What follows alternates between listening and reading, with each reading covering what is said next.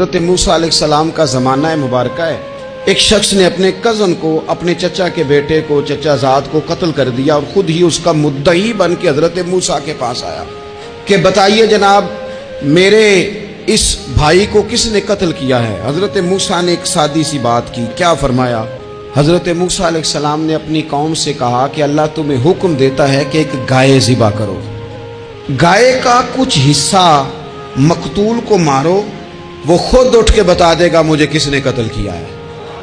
تو اب وہ چونکہ ذبح کرنا نہیں چاہ رہا تھا، اس کو پتا تھا کہ مجرم تو میں خود ہوں، وہ ذبح چونکہ کرنا نہیں چاہ رہا تھا تو اس سے کہا کہ مارو ایک حصہ گائے کا، اس کو تو یہ اٹھ کے بتا دے گا۔ تو اس نے جواب کیا دیا؟ کہنے لگا آپ میرے ساتھ مذاق کرتے ہیں، کبھی ایسا بھی ہوا ہے؟ قال اعوذ باللہ ان اکون من الجاہلین۔ حضرت موسیٰ علیہ السلام فرمانے لگے میں اللہ کی پناہ مانگتا ہوں میں جاہلوں میں سے ہو جاؤں۔ ہر وقت مذاق کرتے رہنا یہ تو جاہلوں کا طریقہ ہے۔ جب کہا نہیں ذبح کرنی ہے تو اب ذرا دیکھیے کرنا نہیں نہ چاہ رہے، کہنے لگے اے موسیٰ پھر آپ نہ رب سے دعا کریں کہ وہ ذرا کھول کے بتائے وہ گائے کس طرح کی ہو۔ فرمایا کہ رب کہتا ہے وہ گائے نہ بوڑھی ہو نہ زیادہ بچیا ہو، اوان بین ذالک، ان کے درمیان ہو، یعنی جوان گائے ہو۔ فافعلوا ما تؤمرون، کرو جس کا تمہیں حکم دیا جا رہا ہے۔ لو اگلی بات سن لو، کہنے لگے آپ دعا کریں رب سے کہ وہ کھول کے بتائے اس کا رنگ کس طرح کا ہو۔ فرمایا رب فرماتا ہے کہ صفرا رنگ کی ہو، یعنی گہرے زرد رنگ کی ہو۔ یہ رب فرماتا ہے اس طرح کی گائے ذبح کرو، اور جب کوئی اسے دیکھے تو اسے اچھا بھی لگے، آنکھوں کو اچھی لگے وہ گائے، اس طرح کی گائیں ذبح کرو۔ لو اتنی باتیں بتا دی۔ قالوا ادع لنا ربک یبین لنا ما ہی، کہنے لگے نہیں آپ پھر دعا کریں اللہ ذرا کھول کے بتائے گائیں کس طرح کی ہو۔ ان البقرہ تشابہ علینا، ہمیں ذرا گائیں پر شبہ پڑ گیا ہے کس طرح کی ذبح کرنی چاہیے۔ وَإِنَّا انشاءاللہ لمہتدون، اگر اللہ نے چاہا تو ضرور ہم ہدایت پا جائیں گے۔ پھر اللہ تعالیٰ نے فرمایا کہ گائیں اس طرح کی ہو کہ وہ کبھی کھیتی میں نہ چلائی گئی ہو، یعنی اس کو کبھی کام نہ اس سے لیا گیا ہو۔ بیل کو لوگ لگاتے تھے نا، جو کام آج ٹریکٹر سے لیا جاتا ہے وہ گائے بیل سے لیا جاتا تھا، تو وہ کھیتی باڑی کے کام نہ اس کو لگایا گیا ہو۔ ولا تسقی الحرث، اور نہ اس سے پانی نکالا گیا ہو، نہ کھیت چلانے ہل چلانے میں لگائی گئی ہو، اور وہ جو کنواں ہوتا تھا جس کے گرد گائیں گھومتی تھی، تو کہا وہ بھی کام اس نے نہ کیا ہو گائے نے۔ مسلمۃ لا شیۃ فیہا، وہ ہر عیب سے پاک ہونی چاہیے۔ قالوا الآن جئت بالحق، اب کہنے لگے اب آپ صحیح بات لے کے آئے، اب سوال ختم ہو گئے نا۔ کہنے لگے اب آپ بات فذبحوہا، انہوں نے ذبح کر دی۔ وما کادوا یفعلون، پر ایسا کرتے نظر آتے، لگتا نہیں تھا کریں گے ذبح پر ذبح۔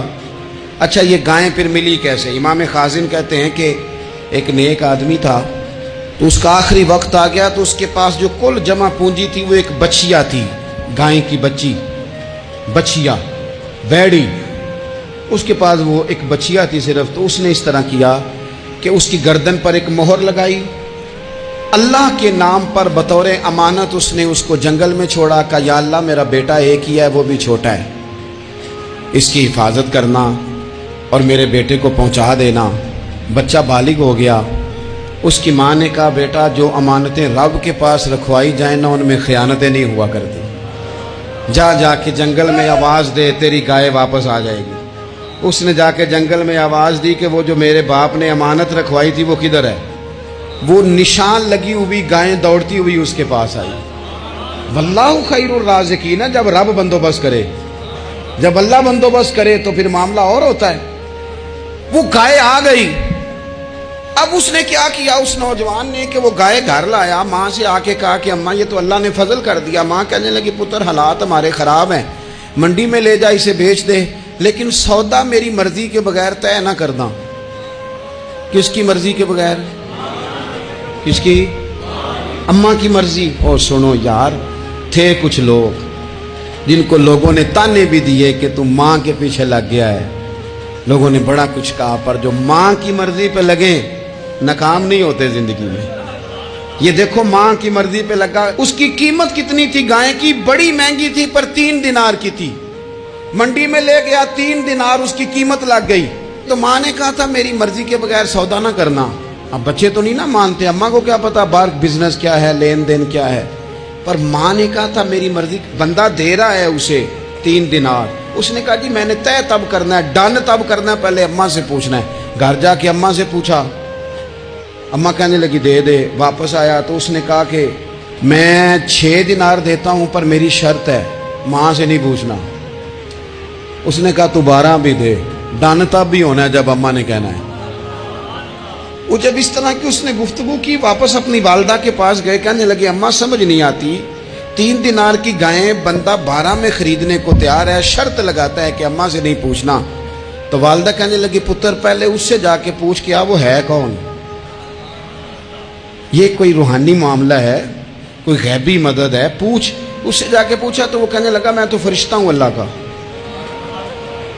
تو نے گائیں بیچنی نہیں, اس لیے کہ تیرا باپ بھی نیک ہے, تیری ماں بھی نیک ہے, رب تیرے رزق میں برکت پیدا فرمانا چاہتا ہے. ماں باپ نیک ہونا رزق میں برکت ہو جاتی ہے. ماں باپ نیک ہو, ان کی صالحیت کا اثر پہنچتا ہے بچوں تک. رزق حلال کما کے لانے والے ہوں تو گھر میں برکت ہوتی ہے. جا کے کہا کہ تیرے ماں باپ نیک تھے, اسے نہ بیچنا گائے کو, تو کیا کریں. کہنے لگے بنی اسرائیل والے سوال کر کر کے خود مشکل میں آ گئے. اب وہ ایسی گائے جو جوان بھی ہو, یہاں تو ہر غریب آدمی اپنی گائیں یہاں لگا دیتا ہے, کھیتی باڑی میں یہاں لگا دیتا ہے, کنویں میں پانی نکالنے میں, تو یہاں تو ہر ایک کی گائیں. تو ایسی گائیں جس کا رنگ بھی اتنا پیارا ہو, زیادہ بوڑھی زیادہ بچی بھی نہ ہو, اور ابھی تک کھیت میں بھی نہ لگی ہو, وہ سوائے تیرے کہیں نہیں ہے. اس نے کہا چل پھر مہربانی کر بتا میں کتنے کو دوں گائیں, اگر وہ آ جائیں تو کتنے کو بیچنی ہے. اسے کہنا کوئی نہیں, ریٹ تو زیادہ کرنا ہی نہیں. ان سے کہنا گائے کے اندر سے گوشت نکال دیں اور جتنا گوشت ہے اتنے پیسے بھر دیں, اس کی کھلڑی بھر دیں. اب وہ بنی اسرائیل والے ڈھونڈتے پہنچ گئے. کہا جناب گائیں 3 دینار کیا 6 لے لو. اس نے کہا نہ بھائی, ذبح کروں گا, گوشت نکالوں گا, جتنا وزن گوشت کا اتنے پیسے بھرو گے کھال میں تو پھر گائے تمہیں ملے گی. اب مجبور تھے, کیا کرتے. انہوں نے سوال اتنے کیے کہ چارہ نہیں ہے اب ان کے لیے, چارہ نہیں ہے اب ان کے لیے کہ یہ ادھر ادھر جا سکے. مجبوری بن گئی, یہی گائے خریدنی ہے, یہی لے جانی ہے. اب اتنا سارا مال جمع کر کے وہ گائے خریدی, ذبح کی. تو مقتول کو جب اس کا ایک حصہ مارا تو اس نے اٹھ کے کہہ دیا یہ جو مدعی بنا ہوا ہے نا, یہی تو میرا قاتل ہے, یہی تو میرا قاتل ہے, یہی تو ہے, اس نے یہ سارا کام کیا.